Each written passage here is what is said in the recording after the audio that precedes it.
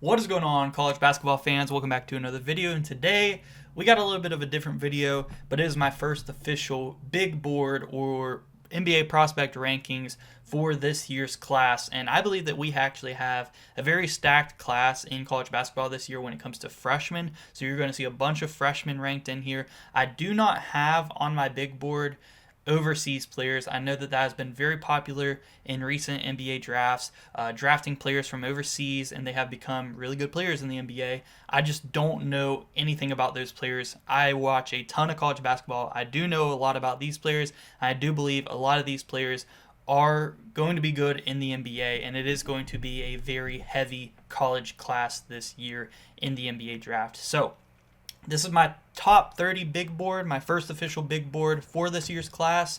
And make sure you guys subscribe if you guys are new. We do a ton of college basketball content. We're going to have NBA draft coverage like this, as well as mock drafts coming out. Let me know if you guys want to see my first mock draft come out here soon. We're going to have a bracketology for March Madness. My updated bracketology should be probably my next video here in a couple of days, so be on the lookout for that. So yeah, subscribe. Let's get started. Hey guys, so here is my NBA top 30 big board. These are all college players. I don't have anybody from overseas. If I start to watch some overseas European basketball or wherever they're from, France has been heavy producing NBA talent, then I will add them in, or I'll at least try to watch a good amount of highlights before I insert them over certain players. But I feel really good about all these players as far as their draft potential. Maybe some of them towards the end, they might stay another year in college and try to move up.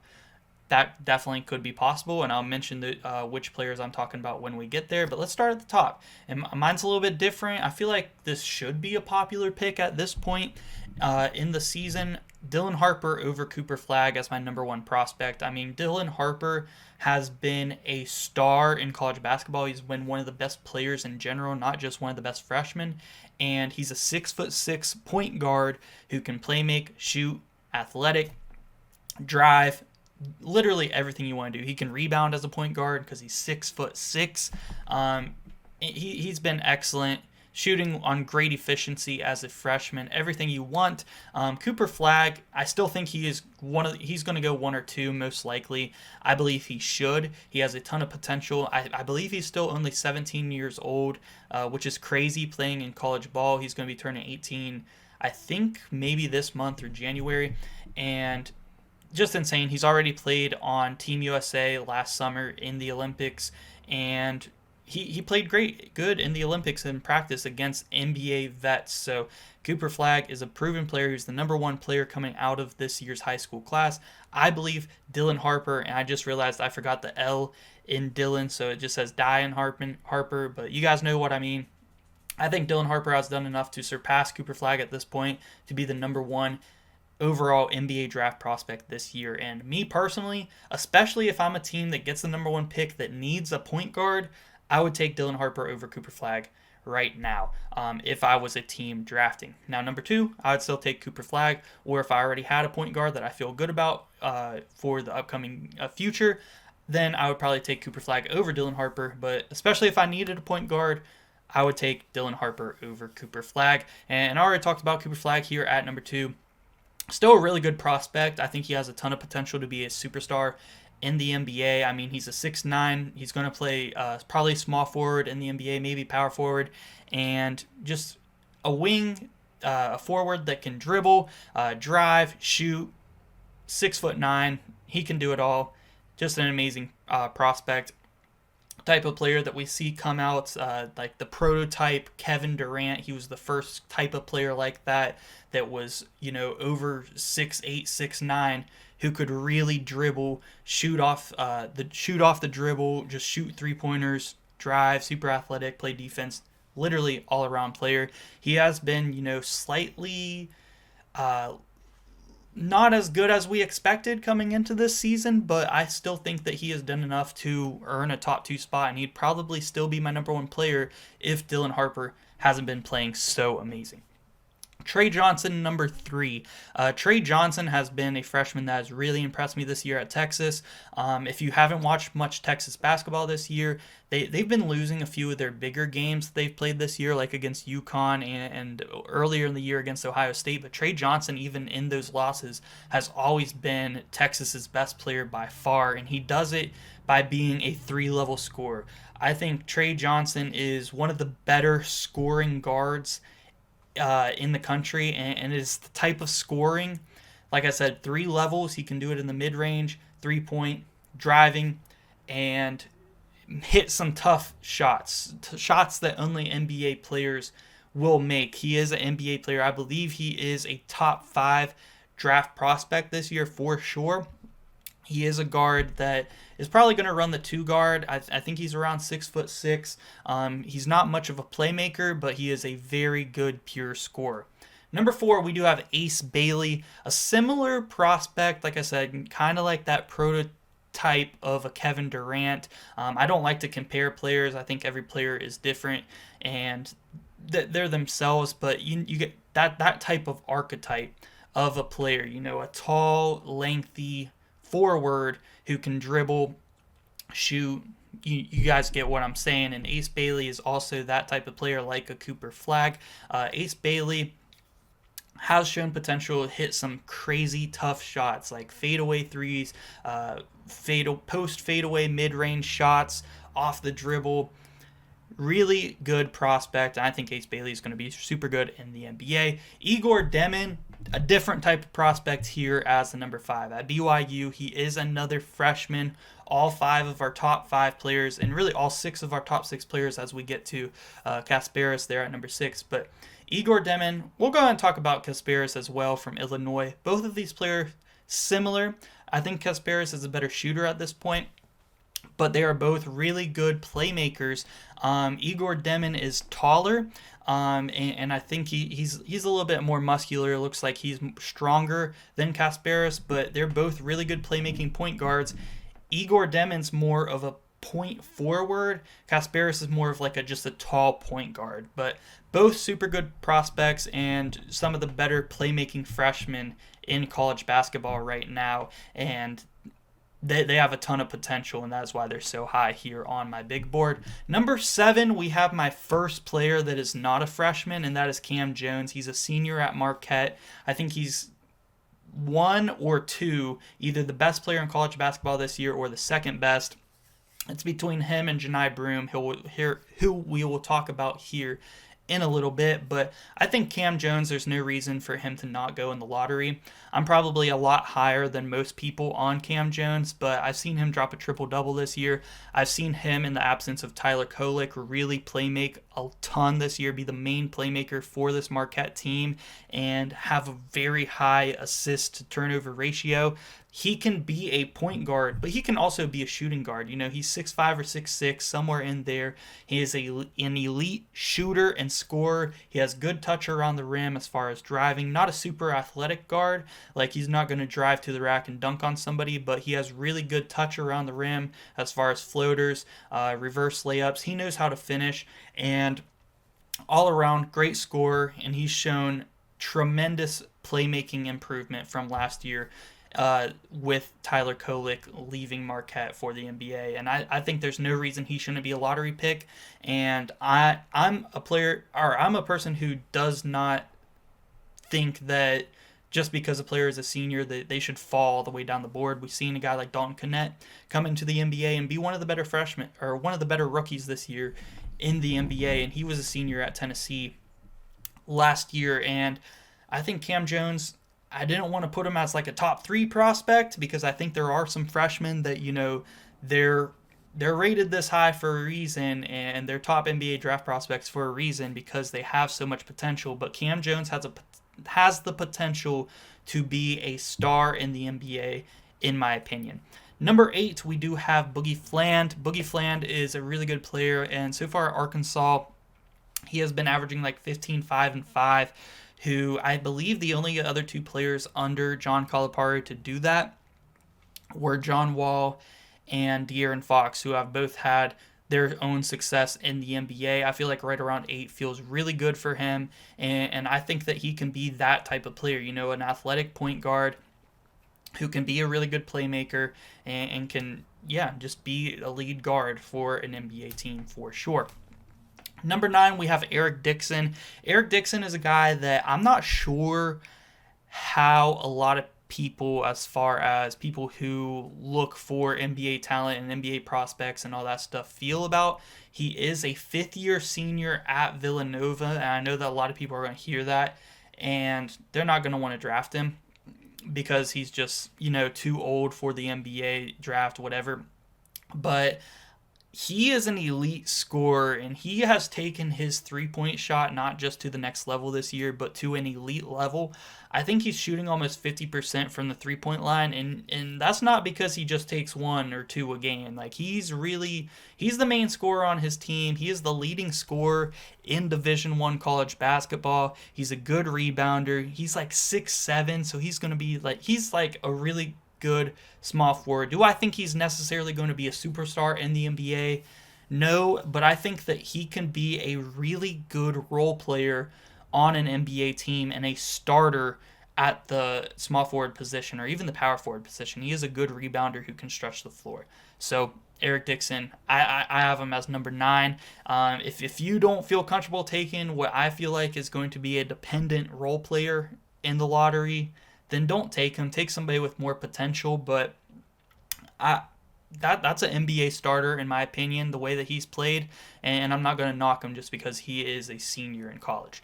Number 10, we do have Derek Queen, and Derek Queen is a player who definitely needs to work on his three-point shot, but if you watched his game against Purdue, Derek Queen was letting him fly, and I think he made like 3 in a row, and that was on the road in Mackey Arena, which is a very tough place to play, and him being a freshman who is almost 7 foot tall, and now he's getting his shot together, man. If he gets that shot together, he is definitely going to be a top 10 pick, and he probably needs to work on his rim protecting a little bit as well, but he is a force as far as a scorer and a rebounder.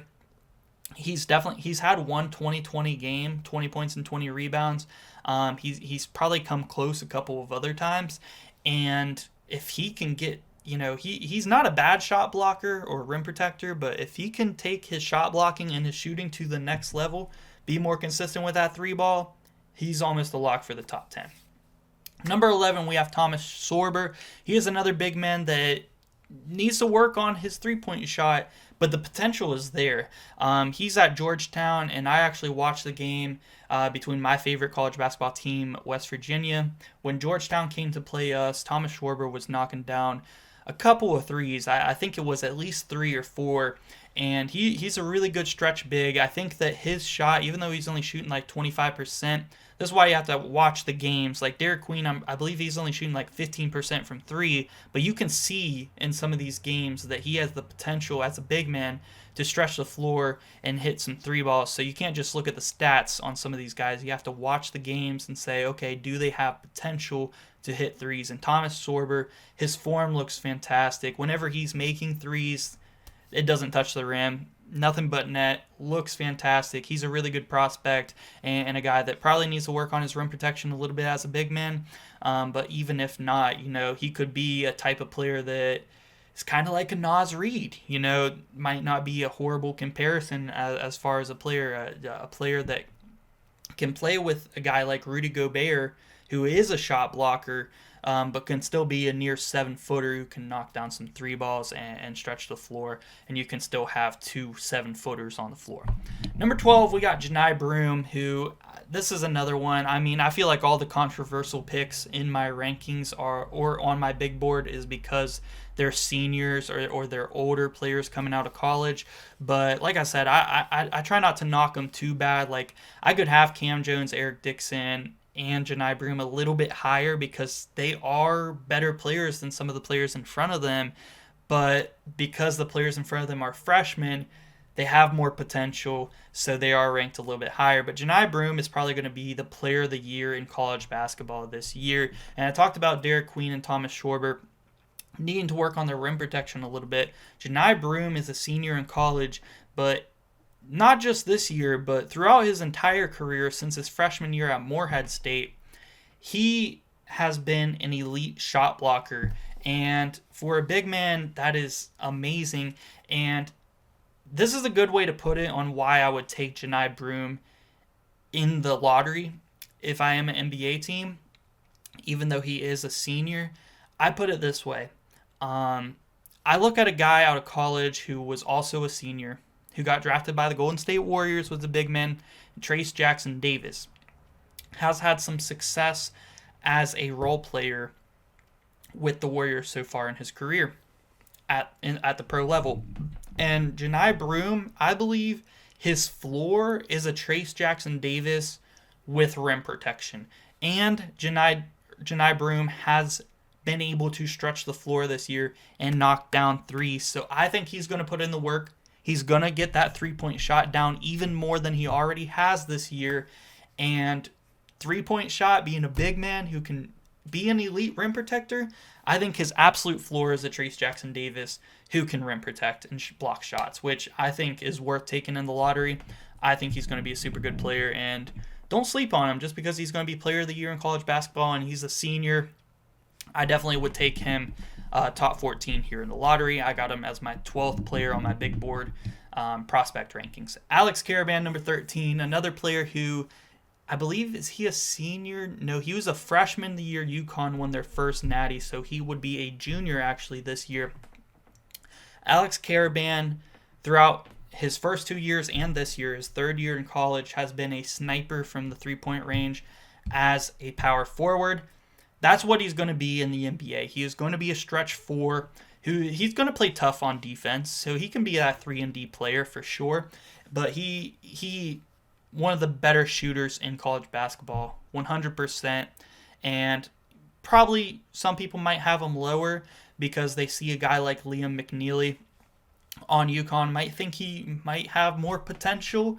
But Alex Karaban, you got to look at his full body of work in college. All 3 years, he has been as consistent as a three-point shooter, especially at the forward position, that there's been the last 3 years in college basketball. Alex Karaban, I got him 13. Number 14, we got Asa Newell out of Georgia. I might be pronouncing that first name wrong there, but he's been pretty good. I'm excited to watch more of Georgia over the next couple of weeks and throughout the year as they get into SEC play and play some better opponents. But he is a freshman, another big man who needs to work on that three-point shot, but definitely a ton of potential there with Newell. Next up at 15, we got Adu Thyro out of Arkansas. This is a forward who needs to work on his three-point shot as well. These are guys like, if any of these guys that I say needs to work on their three-point shot, if they start knocking down their threes for the rest of the year, they're going to skyrocket up into the top 10, if maybe even the top 5 of my big board, because that's really all they're missing. A guy like Thyro, however you say it, has been excellent for Arkansas so far. Athletic, tall forward, who can do just about everything except shoot the ball consistently. And if he adds that, he is going to be one of the top players taken off the board. Number 16, VJ Edgecombe. He's really fallen down my board. Coming out of high school this year, he's a freshman in college. He was one of the top players, 5-star, went to Baylor. And I will say this, VJ Edgecombe is the most athletic player in this draft class. He is super athletic. He's going to get the poster dunks, all that stuff, and that's great. But how is he going to help your NBA team? He's got to knock down the three-point shot. Out of everybody that I've talked about needs to work on their three-point shot, VJ Edgecombe 100% needs to work on that shot.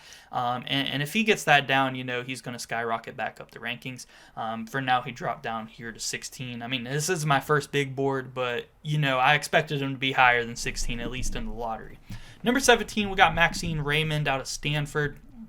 Another senior player, but this is a guy who can shoot the three ball at 7 foot tall. He honestly is probably going to climb my rankings even more. If he stays consistent, he's shooting above 40% from the three-point range as a 7-footer, a true 7-footer, not 6'10", a 7-footer, and he's going to be great. I think that he is going to be a player that is going to translate really well to the NBA, and he's probably going to climb my rankings by the next time I come out with the big board, as long as that 3-point shot stays consistent like it has been so far this season. Cedric Coward, another player that is a bigger guy. He's like 6'8" or 6'9", I think, somewhere in there.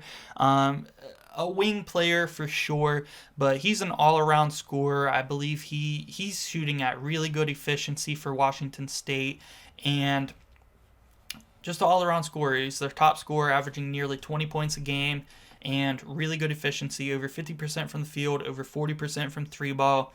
Super good prospect, solid player. I believe he's only a sophomore. He might be a junior, but looking really solid.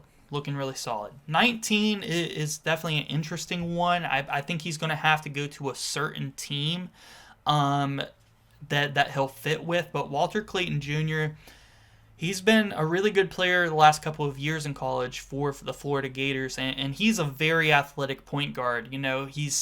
For a modern guard, I guess he's undersized now. He's like 6'2", which is not short, but for NBA size now, they want a Dylan Harper at point guard, which is like 6'6", right? But Walter Clayton, even though he's technically, somewhat undersized as a guard, which is why he's probably not higher, super athletic for his size. I mean, he can jump out the gym, but he can also shoot the ball, play make, super consistent point guard. I could see him, especially if Florida makes a run in March Madness or something, he can really show off his talent to the world. He could climb up boards a little bit. Number 20, I got Mackenzie Mbako. And Mackenzie Mbako is a player that I expect to be somewhat of a 3-and-D in the NBA and translate to a role player. He's definitely not a guy that I expect to become a superstar in the NBA or anything like that. But I think that you can definitely find a consistent role player here in Mackenzie Mbako, and that's kind of what you're looking for at this point in the draft, around the 20 to 30. That's the end of the first round. You're not looking for a superstar unless you're drafting off pure potential, which we do have guys like that here coming up. But at this point in the draft, you're looking for either a solid role player or somebody with insane potential that just hasn't shown it yet. And that's why they haven't been drafted yet. But Mackenzie Mbako, I think, can translate pretty well as maybe a 3-and-D player. He's got the size for the NBA, and he's scoring really well for Indiana this year. Number 21, we have an interesting prospect, one of the more intriguing ones, in my opinion, of this class. And he's down here at 21 right now, and that's Danny Wolf for the Michigan Wolverines. He's only a sophomore. He was a freshman last year at Yale, made the NCAA tournament with Yale, but he's playing a different role this year. He is a center, a 7-footer, and, he was playing like a 7-footer for Yale last year. This year for Michigan, they got him running point guard sometimes, bringing the ball down the floor, running pick and rolls as the center. They got another 7-footer in Vlad Golden. They run pick and roll with 2 7-footers. I mean, I've never seen anything like it. Makes him a really interesting prospect. I'm not going to come out here and say that he's Nikola Jokic because he's a playmaking center or anything. But, could he translate to the NBA as a Domantas Sabonis, something like that? That's another playmaking big. For sure. I mean, he definitely has potential. He's bringing down the ball as the center, a point center. We've heard of point forwards, and now we're starting to get point centers. So look out for Danny Wolf. He's definitely a guy that could definitely climb some boards here throughout the rest of the season. Number 22, we got Liam McNeely. And Liam McNeely, I think he's got some potential. I don't know if I would take him in the lottery, but he's got a good-looking 3-ball. I think it's going to translate. He can score all around, rebound, We'll see. He's definitely a guy who can climb a little bit. I'm not sure if he could get to my lottery unless he goes absolutely nuts. But he's a freshman at UConn. He's been playing good so far. Number 23, we got Will Riley, another freshman out of Illinois. I mentioned Kasparos earlier. He's actually in my top 10 at number 6. His teammate, they're both freshmen, Will Riley. He's been a really good shooter so far this year, and he's probably going to be like a small forward in the NBA. But yeah, he looks really good as a scorer, and he's got a lot of potential for sure. Number 24, we got JT Toppin. Interesting prospect because he doesn't shoot many threes. I think that you can develop that with him. He's only a sophomore. He was a freshman last year at New Mexico, transferred over to Texas Tech, and is having a really good year. The leading scorer and rebounder for that team. A 6'10 big man who definitely, I'm not sure if he's going to necessarily work on his three ball, but if he does and he can knock that down, he could definitely climb these boards a ton. Next up, we got 25, Jeremiah Fears out of Oklahoma. He is a freshman that has really surprised me this year as far as how good he's been. This year's freshman class is incredible in college basketball. It's been the best one I've seen in the past so many years, especially since I've started doing this YouTube channel on college basketball a couple of years ago. But Jeremiah Fears, super good freshman. One of the reasons Oklahoma is undefeated and one of the last undefeated teams in Division I college basketball right now. Looking really good, not just as a scorer, but as a playmaker as well. Really good guard, and one to keep an eye out on as far as climbing these boards for sure. 26, we have a very interesting prospect, Magoon Gwath from San Diego State. And this is one of those players that you can't really look at his stats because they're not good. And he's only a freshman, but he's a true 7-footer who is averaging over 2 blocks a game and can shoot the three ball. Now, he is getting some playing time there at San Diego State, who is a really good team, but he's not necessarily he's not scoring that much, but he has shown potential to shoot the three ball. He had one game over 20 points, and I was watching that game. I was watching the highlights for that game, actually, and I was like, who is that? And I saw him knock down a bunch of threes. I saw him blocking shots. I looked more into him. I was like, okay, this is a freshman this year coming into San Diego State. And, okay, he looks pretty nice. I'm going to put him on my big board and keep an eye out for him. But, if he all of a sudden gets more touches, starts scoring more, and shows that consistency from three-point range, I mean, he's already a good shot blocker. He can skyrocket up this big board. Number 27, we got another freshman who really surprised me. It was their 4-star this year, John Mobley Jr. He has been a really good shooter in college basketball this year. Very consistent. Looking really good as a guard. He could definitely be a guy who can be a 2-guard in the NBA and just be a consistent scorer or a consistent shooter for you. Con Kneppel, a player that I thought was going to be higher throughout the first week or two of the college basketball season. He looked like he was going to be one of the better shooters in college basketball. That's kind of died down a little bit, but he could definitely get back to that. But he's definitely more than a shooter. He's an all-around player, but I think, he could be a dead-eye shooter. If he gets back to that, that could be his role in the NBA, and he might actually go higher if he is like that pure shooter who can knock down shots, similar to how Jared McCain was last year for Duke. Con Kneppel can be that for this team. Number 29 and 30, I'll go ahead and talk about these last two players on my big board because they're kind of similar. Xavier Lee out of Princeton and Jalen Lowe out of Pitt. They're both guys who are capable of dropping triple-doubles, very good playmaking, very good rebounding for guards, and can score the ball. Both of them, and more specifically Jalen Lowe, needs to work on his three ball a little bit, just being more consistent from behind the arc. And, consistency is all that can hold these guys back. But I think that's the hardest position to really get a grasp on as far as being a starter in the NBA is the point guard position, because you want to make sure you have a guy who's going to have the ball in his hands all the time. If they don't have the ball in their hands when they get drafted, are they still going to be effective? That's things that these teams look into, and that's probably why Xavier Lee and Jalen Lowe are not higher here on the big board. But yeah, guys, let me know what you guys think about my first top 30 big board for the NBA draft. Let me know if you guys want to see my first NBA mock draft come out here soon. Be on the lookout for my updated bracketology for March Madness. That'll be up probably here in a couple days is my next video. Subscribe if you guys are new. If you guys are college basketball fans, you're new to the channel, definitely subscribe. And we'll probably have definitely some NBA draft stuff and maybe some other NBA content coming out on the channel as well. So be on the lookout for that. And yeah, guys, thank you so much for watching.